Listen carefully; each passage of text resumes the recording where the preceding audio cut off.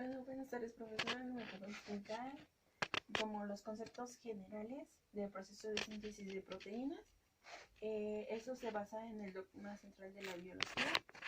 Y bueno, nos dice que tenemos el material genético y también nos habla de cómo, en pocas palabras, la transcripción, traducción y replicación del ADN. Como ya había dicho, tenemos el material genético. Después de tener el material genético pasa por un proceso de transcripción en el cual copia moléculas de ARN mensajero. El ARN mensajero es el encargado del material genético. Posteriormente a esto, o a través de la traducción,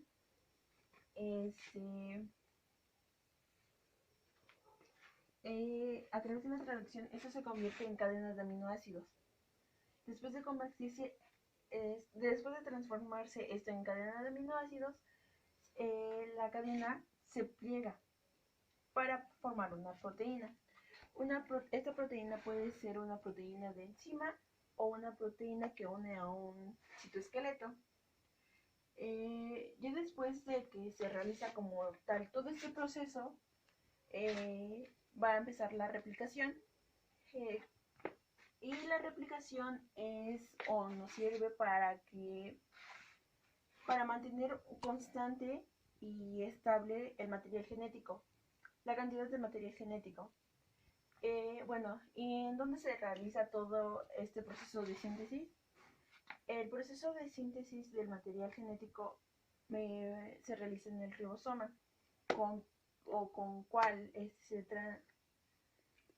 se utiliza con el ARN de transferencia, me parece. Bueno, sí, por lo que recuerdo, con el ARN de transferencia. Que estos ponen los anticodones. Los anticodones son con los que se van a unir las bases nitrogenadas. Y bueno, eso es lo que me tocó explicar. Hola, ¿qué tal, chicos? Mi nombre es Paola y yo les voy a explicar el proceso de síntesis de proteína y voy a empezar con el proceso de replicación del ADN. Para este proceso, para empezar, la replicación del ADN da lugar a dos nuevas moléculas de ADN y es por ello que se le llama semiconservativa. En primer lugar, el DNA se desenrolla y se rompen los puentes de hidrógeno con ayuda de la enzima helicasa. Aquí mismo entran otras enzimas llamadas ligasas que se ponen en cada nucleótido para que la cadena no vuelva a cerrarse. Una vez desenrollado el DNA y separados los puentes de hidrógeno, vamos a tener la hebra conductora que se va a crecer, a crecer de modo continuo y para este caso entra primero un RA primasa que coloca los dos primeros nucleótidos y posteriormente un DNA polimerasa que va a colocar los siguientes nucleótidos en sentido 5' a 3'. Posteriormente entra un DNA polimerasa diferente al anterior y sustituye las hebras de RNA por DNA y es así como vamos obteniendo para este caso la primera molécula de ADN. Para la segunda, que es la hebra rezagada, en primer lugar el RNA primasa añade un fragmento de RNA cebrador y entonces la DNA polimerasa comienza a sintetizar la nueva cadena de DNA. La hebra se continúa desarrollando así para sintetizarse de manera discontinua. Esta va de manera discontinua. En esta hebra se van formando los tramos discontinuos que se denominan fragmentos de Okazaki. Y aquí entra nuevamente una DNA polimerasa diferente a la anterior para que sustituya el cebrador de RNA por DNA y una enzima ligasa que sella la unión de los fragmentos de DNA. Y es así igual como se obtiene la segunda molécula de DNA. La replicación continúa de este modo a lo largo de la hebra rezagada y de la hebra conductora, sintetizando fragmentos a medida que la hélice se desenrolla. Y bueno, todo esto es una copia exacta de otra cadena parental.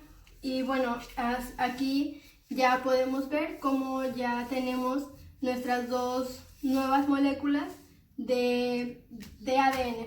Y posteriormente voy a explicar el proceso de transcripción a medida que la hélice se desenrolla. Y bueno, todo esto es una copia exacta de otra cadena parental. Y bueno, aquí ya podemos ver cómo ya tenemos nuestras dos nuevas moléculas de ADN. Y posteriormente voy a explicar el proceso de transcripción. Para este proceso tenemos aquí nuestra molécula de DNA que se encuentra en el núcleo.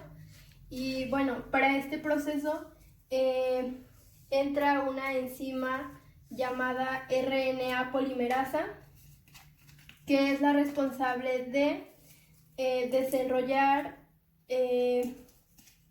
esta cadena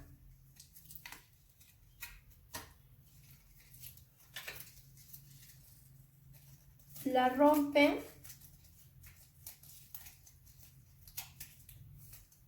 y a medida que la va rompiendo, para este caso se contempla la hebra molde o templado, y a partir de esta la RNA polimerasa la lee en sentido de 5 a 3' y forma la cadena de RNA mensajero con la que vamos a trabajar para hacer el proceso posterior.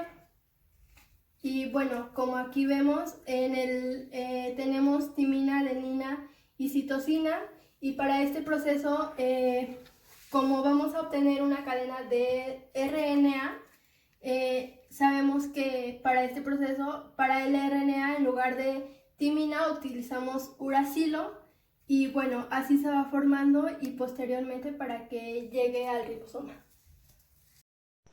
Una vez que ya obtuvimos el ARN mensajero, tiene que salir del núcleo y dirigirse al ribosoma, pero para hacer esto tiene que pasar por el proceso de maduración.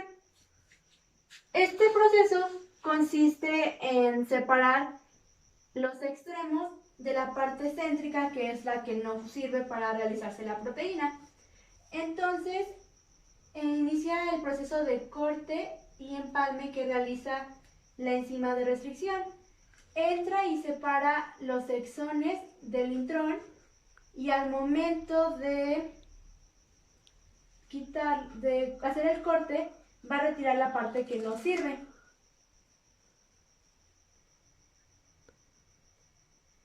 Una vez que ya se retiró, lo que va a pasar es de que ambos exones se van a unir.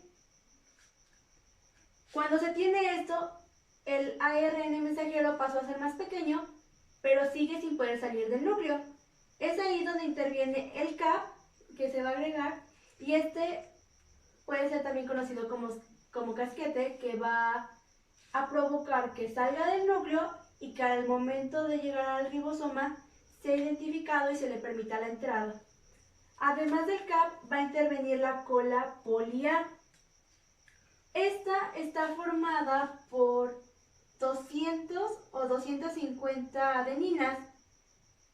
Una vez que ya está formado así, va a salir el ARN mensajero y se va a dirigir al ribosoma. Cuando está pasando esto, en la célula se encuentran diferentes enzimas de ARNasa, las cuales van a buscar al ARN mensajero y van a querer hidrolizarlo. Lo que hace la cola poli A es que cuando el ARN asa busque destruir, por así decirlo, la cadena, va a comenzar por la cola poli A y durante el trayecto va a ir deshaciendo cada una de las adeninas, provocando que cuando éstas lleguen al ribosoma solo entre el ARN mensajero. Yo les voy a explicar el proceso de traducción en la síntesis de proteínas. Después de que el ARN mensajero viaja a través de la célula, llega al ribosoma.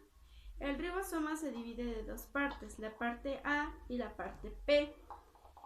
Cuando el ARN mensajero llega al ribosoma, todos los ARN de transferencia van en busca de sus bases nitrogenadas para encajar. Los ARN de transferencia solo presentan 3 bases nitrogenadas cada uno. De esta parte es donde nacen los aminoácidos, que después se convertirán en proteínas. Por ejemplo, aquí tenemos la metionina, la guanina y la glicina.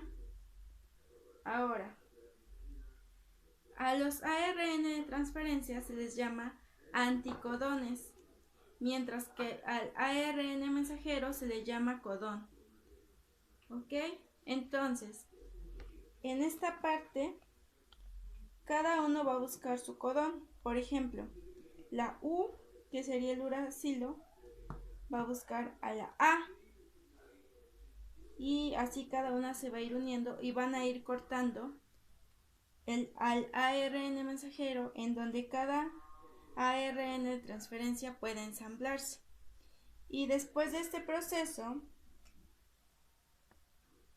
las nuevas bases formadas o los nuevos aminoácidos van a pasar a la parte P, en donde va a continuar su proceso de traducción. Bien, ahora lo que sigue es cuando la cadena pasa al sitio P. En el sitio P ocuparemos el ARN ribosomal. Este es nuestro tercer ARN. Y aquí junto con unas enzimas, pues se van a ensamblar a los aminoácidos. Aquí el ARN y las enzimas, pues sabemos que ya están ensamblados nuestros codones y anticodones. En el sitio A no lo estaban, ahí apenas empezaban, aquí ya está todo unido. Bueno, aquí cuando se unen los aminoácidos en el sitio P, salen del ribosoma. Y aquí lo que sale, pues se separa en aminoácidos y las cadenas de ARN.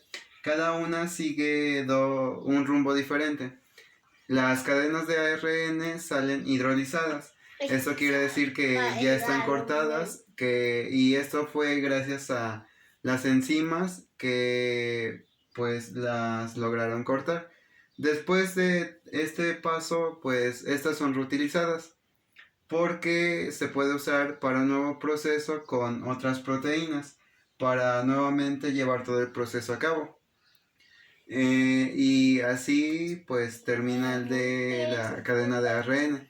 Por otra parte, el de los aminoácidos, cuando ya están unidos, forman parte de una proteína y van formando esa estructura de proteína. Aquí pues cuando ya está eso hecho, se realiza cada una de estas proteínas funciones específicas dentro de la célula. Y con esto pues se concluye lo de síntesis de proteínas, con el sitio P y la utilización del ARN ribosomal. Y eso sería todo.